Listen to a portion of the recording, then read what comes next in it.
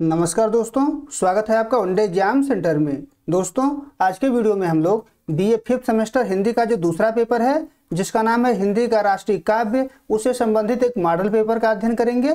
यह हमारा पहला मॉडल पेपर होगा। जिस प्रकार का यह मॉडल पेपर है उसी प्रकार का प्रश्न पत्र आपकी परीक्षा में बनेगा। आपको जो पेपर मिलेगा परीक्षा में वो कुल 3 खंडों में विभाजित होगा। पहला खंड अ होगा जिसमें आपसे अति लघु उत्तरीय प्रश्न पूछा जाएगा। दूसरा खंड ब होगा जिसमें आपसे लघु उत्तरीय प्रश्न पूछा जाएगा। और तीसरा खंड स होगा जिसमें आपसे दीर्घ उत्तरीय प्रश्न पूछा जाएगा। एक एक करके हम लोग यहाँ पर इन तीनों खंडों का अध्ययन करेंगे। जो पहला खंड अ होगा इसमें आपसे अति लघु उत्तरीय प्रश्न पूछा जाएगा और अधिकतम 100 शब्दों में आपको इसका उत्तर देना होगा। इसमें आपसे पहला प्रश्न पूछा गया है कि हिंदी के प्रथम महाकाव्य और उसके रचयिता का नाम बताइए। तो यहाँ पर आपको हिंदी के प्रथम महाकाव्य का नाम लिखना है और उसके रचयिता का नाम आपको बताना है। तो उत्तर में आप लिखेंगे कि हिंदी का प्रथम महाकाव्य पृथ्वीराज रासो को माना जाता है, जिसके रचयिता चंदबरदाई हैं। और चंदबरदाई जो है पृथ्वीराज चौहान के दरबारी कवि थे जो आदिकाल में विद्यमान थे। यानी हिंदी साहित्य का जो पहला काल आदिकाल है उसी में वो विद्यमान है। आदिकाल के कवि वो माने जाते हैं। इतना आप लिख देंगे तो आपके प्रश्न का उत्तर यहाँ पर पूरा हो जाएगा। दूसरा प्रश्न देख लेते हैं। दूसरे प्रश्न में आपसे पूछा गया है कि भूषण के काव्य की 3 विशेषता बताइए। महाकवि भूषण जो हैं उनके कविता की 3 विशेषता आपको यहाँ पर बतानी है। उत्तर में आप लिखेंगे कि भूषण जो है रीतिकाल के वीर काव्य धारा के प्रमुख कवि हैं। उनके काव्य की 3 प्रमुख विशेषता निम्न है। यहाँ पर 3 प्रमुख विशेषता निम्न है। आप करके एक एक करके उन तीनों विशेषताओं का नाम यहाँ पर लिख देंगे। पहली विशेषता है आश्रयदाता राजा की प्रशंसा, यानी भूषण जिसके दरबार में रहते हैं उस राजा की प्रशंसा करते हैं। जैसे भूषण शिवाजी के दरबार में थे तो शिवाजी की प्रशंसा उनके द्वारा किया गया है। दूसरी जो विशेषता हो जाएगी वो है ओज और उत्साह के साथ वीरता का वर्णन, यानी उन्होंने शिवाजी की वीरता का वर्णन किया है तो ओज और उत्साह के साथ किया है। ओज और उत्साह उनके कविताओं में मिलता है। तीसरा है भारतीय संस्कृति की प्रशंसा, यानी भूषण के द्वारा अपनी कविता के माध्यम से भारतीय संस्कृति की प्रशंसा की गई है। ये तीनों विशेषता आप यहाँ पर लिख देंगे तो आपके प्रश्न का उत्तर यहाँ पर पूरा हो जाएगा। आगे बढ़ते हैं, तीसरा प्रश्न देख लेते हैं। और तीसरे प्रश्न में आपसे पूछा गया है कि पुष्प की अभिलाषा कविता का भावार्थ लिखिए। यहाँ पर पुष्प की अभिलाषा जो माखनलाल चतुर्वेदी की कविता है उसी कविता का भावार्थ आपको अपने शब्दों में लिखना है। तो उत्तर में आप लिखेंगे कि पुष्प की अभिलाषा कविता के रचनाकार माखनलाल चतुर्वेदी हैं। यह कविता एक फूल की महान देशभक्ति की भावना को व्यक्त करती है, यानी इस कविता में एक फूल के माध्यम से देशभक्ति की भावना को व्यक्त किया गया है।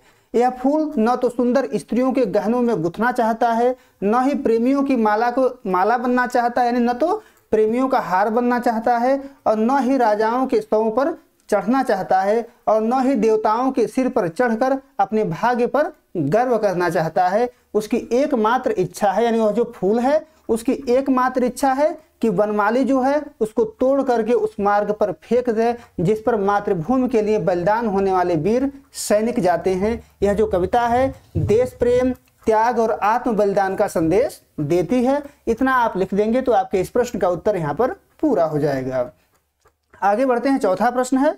और चौथे प्रश्न में आपसे पूछा गया है कि हरिऔध के जन्मभूमि कविता का केंद्रीय भाव लिखिए। अब अयोध्या सिंह उपाध्याय हरिऔध की जो जन्मभूमि कविता है इस जन्मभूमि कविता का केंद्रीय भाव आपको अपने शब्दों में लिखना है। तो उत्तर में आप लिखेंगे कि अयोध्या सिंह उपाध्याय हरिऔध की जन्मभूमि कविता का केंद्रीय भाव देश प्रेम और मातृभूमि के प्रति गहरे लगाव को व्यक्त करता है। यानी यह जो कविता है देश प्रेम पर आधारित है, मातृभूमि के प्रति गहरे लगाव पर आधारित है, उसी का भाव यहाँ पर व्यक्त हुआ है। कवि जो है जन्मभूमि को स्वर्ग से भी बढ़कर मानता है। कवि का मानना है कि जो जन्मभूमि है यह स्वर्ग से भी बढ़कर है, क्योंकि यही अन्न जल और हवा मिलती है जो जीवन का आधार है। यह जो कविता है मातृभूमि के गौरव का बखान करती है, इसे सुख शांति और संस्कारों की खान बताती है और इसके लिए सर्वस्व न्यौछावर करने की प्रेरणा देती है, खुद को बलिदान करने की प्रेरणा मातृभूमि के प्रति देती है। इतना आप लिख देंगे तो आपके प्रश्न का उत्तर यहाँ पर पूरा हो जाएगा। पांचवा प्रश्न है, इसमें आपसे पूछा गया है कि गोपाल प्रसाद व्यास की रचनाओं का नाम लिखिए।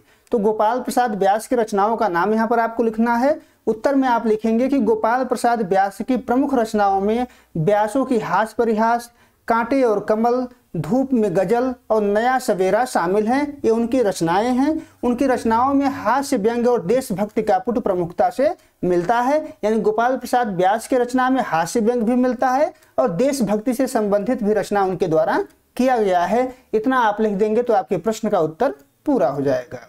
आगे बढ़ते हैं, अब खंड ब देख लेते हैं। और खंड ब में आपसे लघु उत्तरीय प्रश्न पूछा गया है। इन प्रश्नों का उत्तर आपको अधिकतम 200 शब्दों में देना होगा।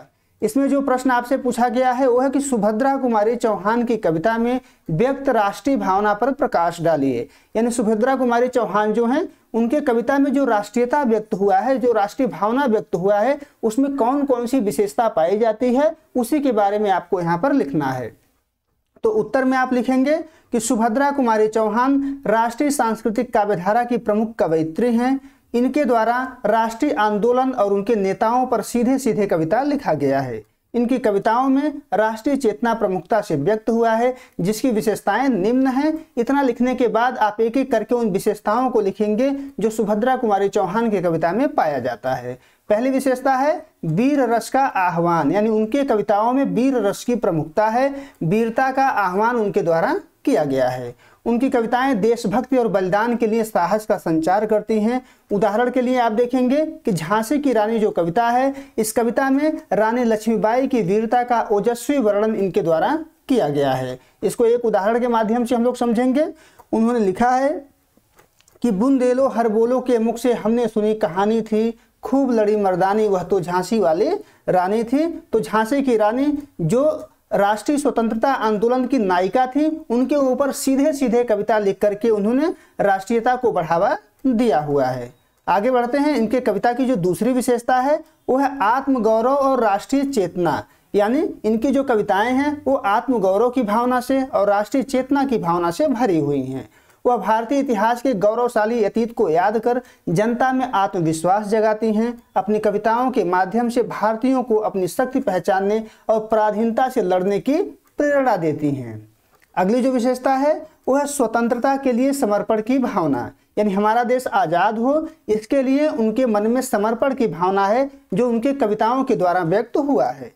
कवयित्री देश की मुक्ति के लिए सर्वस्व न्यौछावर करने की भावना को प्रमुखता देती हैं। उदाहरण के लिए जलियांवाला बाग में बसंत जो उनकी कविता है, इसमें बलिदानियों के प्रति श्रद्धांजलि व्यक्त करती हैं और राष्ट्रीय संकल्प के लिए प्रेरणा भी देती हैं।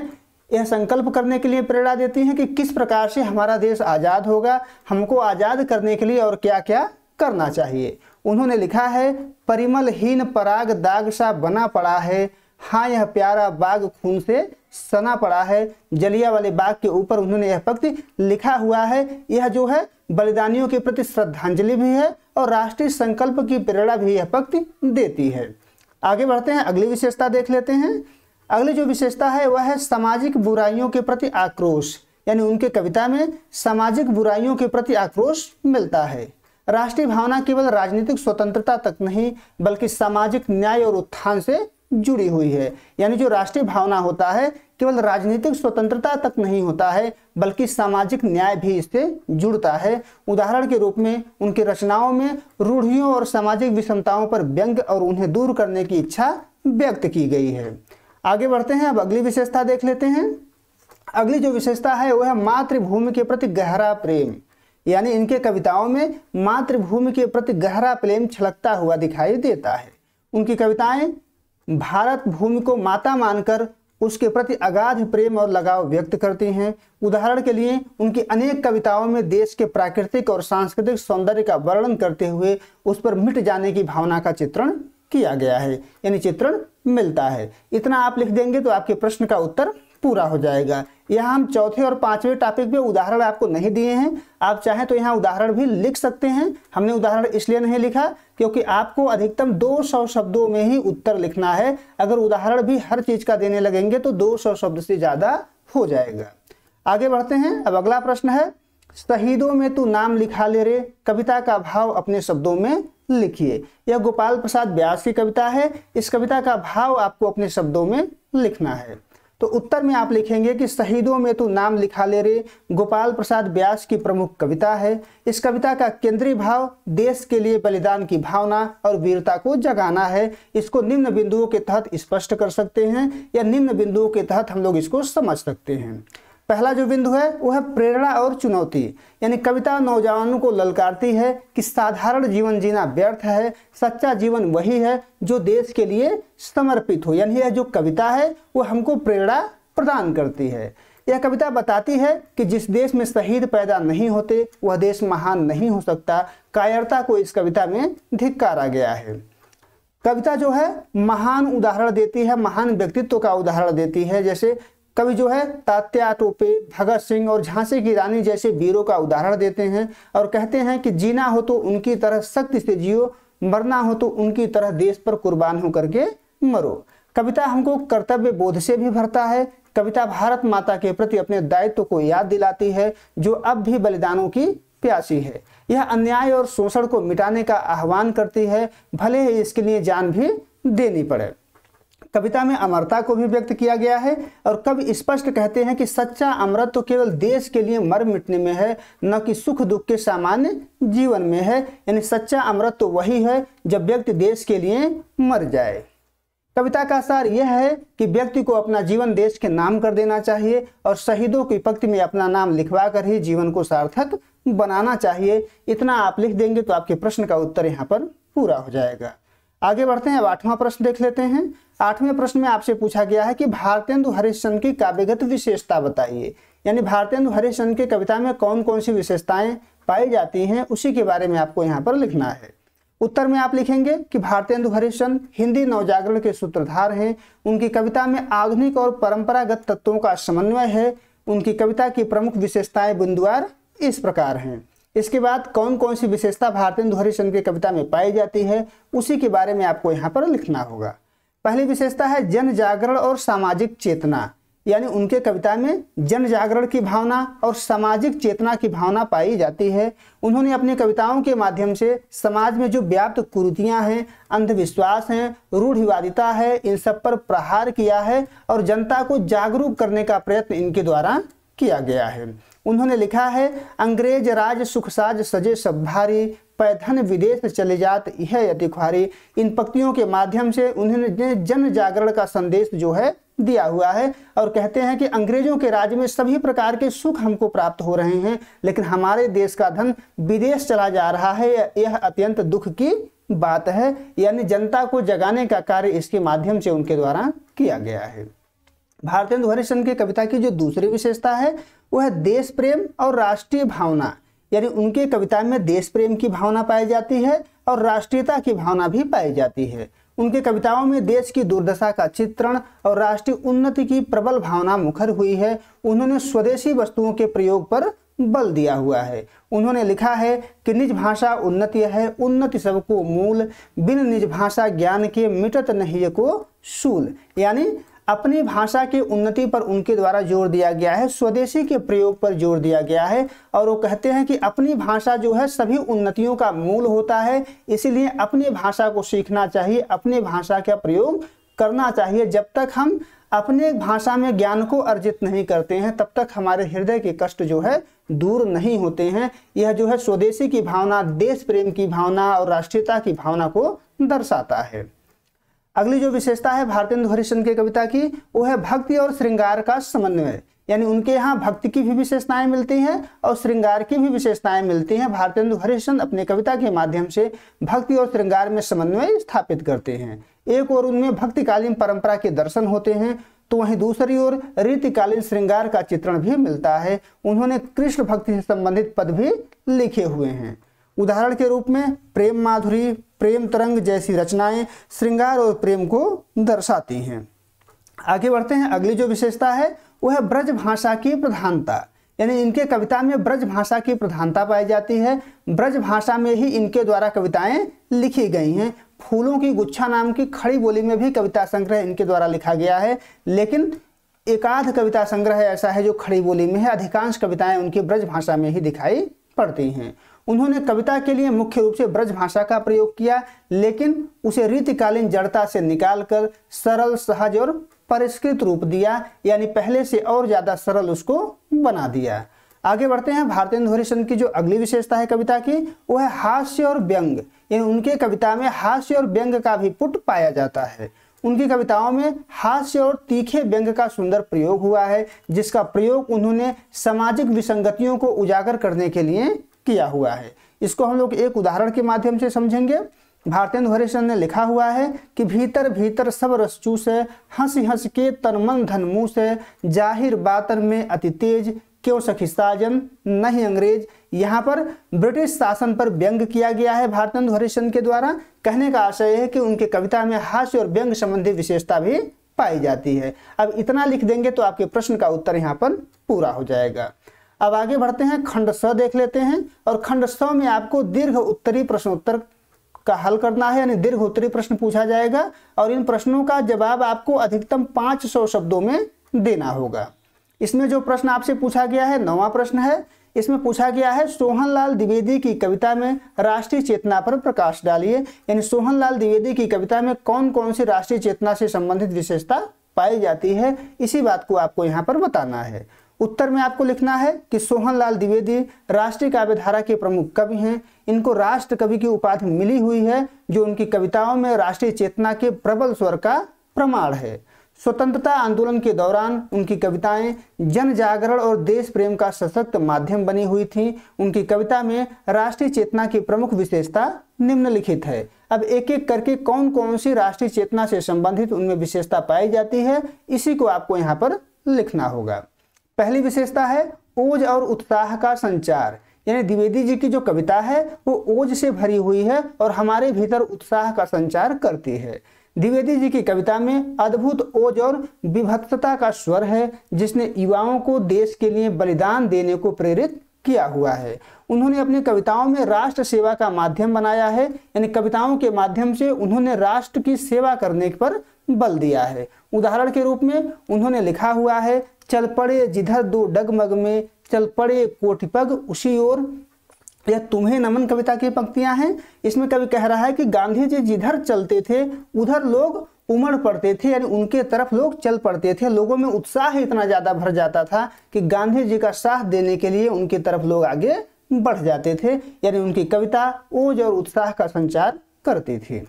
दूसरी विशेषता है निर्भीकता और अविराम गति का आह्वान, यानी उनकी कविता निर्भीक होती थी, उसमें किसी भय या डर का माहौल नहीं होता था। अविराम गति का आह्वान उनके द्वारा किया जाता है। कवि ने संघर्षों के सामने न झुकने, न रुकने और लगातार आगे बढ़ते रहने का आह्वान किया हुआ है, यानी आप संघर्ष कर रहे हैं राष्ट्र के लिए, देश के लिए, तो झुकने की जरूरत नहीं है, रुकने की जरूरत नहीं है, लगातार आगे बढ़ते जाने की जरूरत है। यह स्वतंत्रता सेनानियों के लिए एक प्रेरणा स्रोत था। उदाहरण के रूप में देख लेते हैं, उनकी जो बढ़ो चलो कविता है उसमें उनके द्वारा लिखा गया है कि न हाथ एक शस्त्र हो, न हाथ एक अस्त्र हो, न अन्न वीर वस्त्र हो, हटो नहीं डरो नहीं, बढ़े चलो। यहाँ संघर्ष करने की प्रेरणा दे रहे हैं, आगे बढ़ने की प्रेरणा दे रहे हैं। अविराम गति से लोगों का आह्वान इनके द्वारा किया जा रहा है और निर्भीकता को इस पंक्तियों के माध्यम से व्यक्त किया जा रहा है। आगे बढ़ते हैं। सोहनलाल द्विवेदी की कविता की जो अगली विशेषता है वो है गांधीवादी विचारधारा का प्रभाव, यानी उनकी कविता पर गांधीवादी विचारधारा का प्रभाव दिखाई पड़ता है।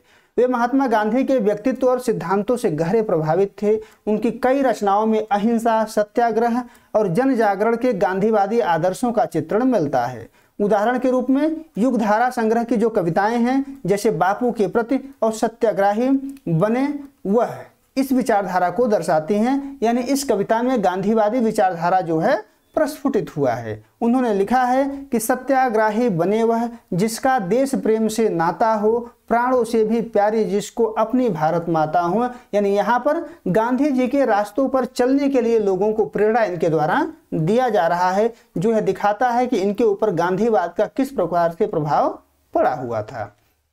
आगे बढ़ते हैं। अगली जो विशेषता है वह मातृभूमि की वंदना और भक्ति, यानी इनके द्वारा अपनी कविताओं के माध्यम से मातृभूमि की वंदना की जाती है और मातृभूमि की भक्ति इनके द्वारा किया जाता है।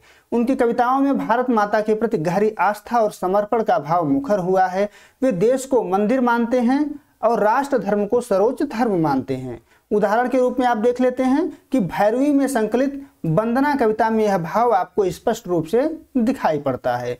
उन्होंने वंदना कविता में लिखा हुआ है कि वंदना के इन स्वरों में एक स्वर मेरा मिला लो, जो हो जहां बलि शीश अगणित एक सिर मेरा मिला लो। यानी अपनी मातृभूमि के लिए अपने शीश का बलिदान देने के लिए वो तैयार हैं। वंदना नामक कविता में यह भाव यहाँ पर दिखाई पड़ता है। आगे बढ़ते हैं, सोहनलाल द्विवेदी की कविता की अगली विशेषता देख लेते हैं, बलिदान और आत्मसमर्पण की भावना। यानी उनके कविता में बलिदान की भावना है और आत्मसमर्पण की भावना दिखाई पड़ता है।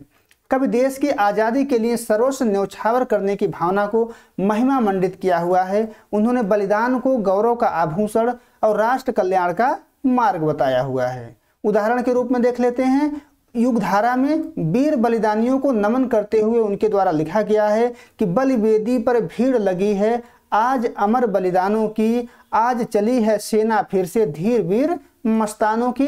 इन पंक्तियों के माध्यम से बलिदान की भावना और आत्मसमर्पण की भावना को प्रेरणा मिलती है।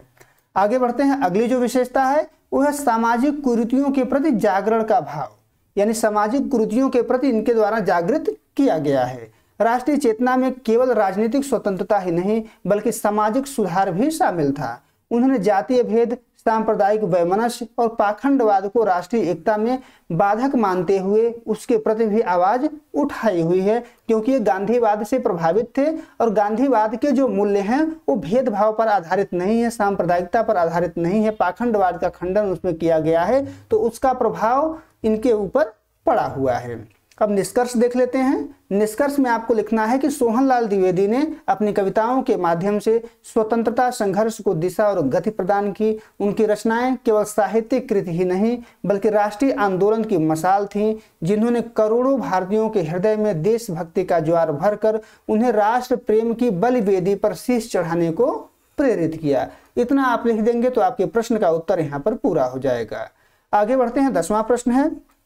इसमें आपसे पूछा गया है कि श्याम नारायण पांडे की कविता में व्यक्त राष्ट्रीय चेतना की विशेषता बताइए। यानी श्याम नारायण पांडे की कविता में राष्ट्रीयता की भावना में कौन कौन सी विशेषता पाई जाती है, उसी को यहाँ पर आपको लिखना है।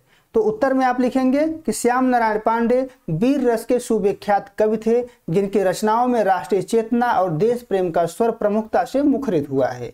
उनका काव्यकाल भारतीय स्वतंत्रता संग्राम के अंतिम चरण का था, जिसमें उनकी कविताओं को जन जागरण और क्रांति का माध्यम बना दिया।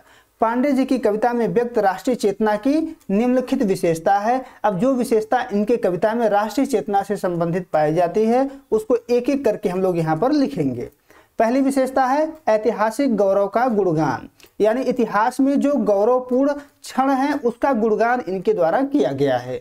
उन्होंने भारतीय इतिहास के वीर नायकों और गौरवशाली घटनाओं को अपनी कविता का आधार बनाया हुआ है, जिससे तत्कालीन भारतीय जनमानस में आत्मसम्मान और शौर्य की भावना जागृत हुई। उदाहरण के रूप में आप देखेंगे कि हल्दी घाटी जो इनका महाकाव्य है, इसमें महाराणा प्रताप और उनके घोड़े चेतक की वीरता का वर्णन कर उन्होंने देश के लिए सर्वस्व बलिदान की भावना को प्रेरित किया हुआ है। इसको एक उदाहरण के माध्यम से हम लोग समझेंगे। उन्होंने लिखा है कि रणबीच चौकड़ी भर भर कर चेतक बन गया निराला था, राणा प्रताप के घोड़े से पड़ गया हवा का पाला था। उन्होंने क्या किया हुआ है, महाराणा प्रताप और उनके घोड़े की वीरता का वर्णन किया हुआ है। आगे बढ़ते हैं, जो अगली विशेषता है वो है नारी शक्ति और सतीत्व का आदर्श। यानी उनके द्वारा नारी शक्ति और सतीत्व का आदर्श प्रस्तुत किया गया है। उन्होंने भारतीय नारियों के बलिदान को चित्रित करते सांस्कृतिक मूल्यों और राष्ट्रीय अस्मिता की रक्षा का संदेश दिया हुआ है। उदाहरण के रूप में जौहर जो उनका महाकाव्य है, इसमें महारानी पद्मिनी के जौहर की कथा के माध्यम से उन्होंने भारतीय नारियों के सतीत्व और राष्ट्र रक्षा के लिए उनके उदात्त बलिदान को दर्शाया हुआ है। आगे बढ़ते हैं, जो अगली विशेषता है वो है ओज और वीरता का आह्वान। यानी उनके द्वारा अपनी कविताओं के माध्यम से ओज का आह्वान किया गया है, वीरता का आह्वान किया गया है। उनकी कविताएं ओज गुण से परिपूर्ण हैं और पाठकों में साहस तथा संघर्ष के प्रति अटूट निष्ठा उत्पन्न करती हैं। यह ब्रिटिश शासन के विरुद्ध संघर्ष के लिए प्रेरणा का काम करता था।